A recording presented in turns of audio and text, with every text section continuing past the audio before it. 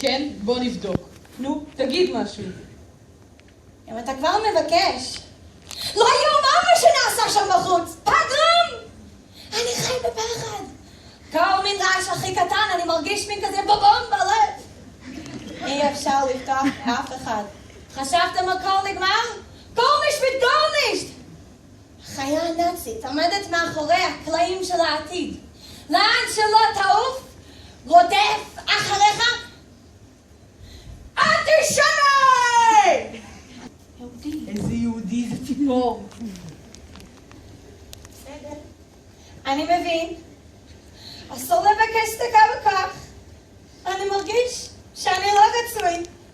אני פשוט אלך לי החוצה, ושאנטישמים ינקרו לי את העיניים ואוכלו את הגוף הקטן והזקן שלי. continue! אני גר ב-299. continue! וואו, עד איזה גיל אוהבים חיים? 300. נו, את יודעת מה האהובים אומרים ברוסיה? לא? קר! כיכר לב! קר! נכון! הכרתי את הצער כשהמציאו את הסמל של האימפריה הרוסית. סיפרנו שני ראשים. בהתחלה זה היה עורב. אני דגמנתי לצייר, ככה. בסוף לקחו נשר. אנטישמים. עכשיו אני מבין. הם מסתכלים עליי ורואים אותך. הם רואים עורב, שחור ומסריח, שחי על חשבון אחרים. חושב שכולם חייבים לו משהו.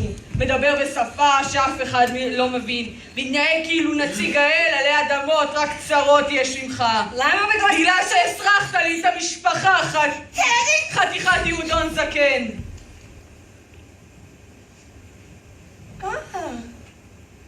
חשבת שכל היהודונים בבית אבות. כמו לזה שדחפת את אמא שלך עליו. שלא תעז לדבר על אמא שלי. אנחנו מפריעים לך להיות יהודי חדש. אמריקאי עם סיגר, אישה קטנה, אוכל קפוא. מה אתה רוצה, שאני אחזור לעיירה עם הביוב ברחובות? אני לעומתך נולדתי בעיירה יהודית. וגם עם הביוב ברחובות הריח היה יותר טוב מאצלך בבית. אני לא קונה את הסיפור שלך. זה בסדר, אני לא מוכר אותו. סתום את הפה.